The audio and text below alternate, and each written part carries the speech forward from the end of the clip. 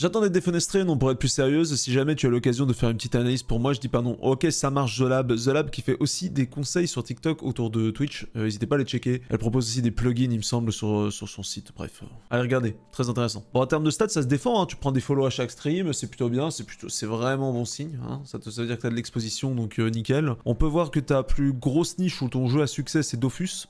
Ça pue, hein. Ça pue jusqu'ici. Ah, ça sent le gamer.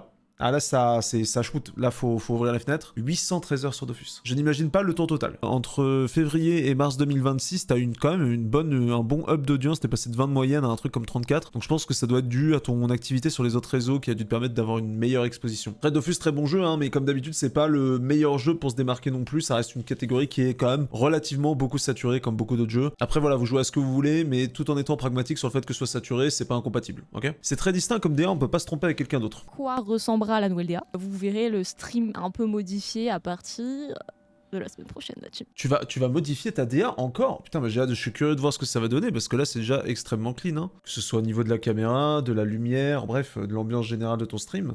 C'est carré, hein. Mais je suis totalement pareil que toi, Kajima.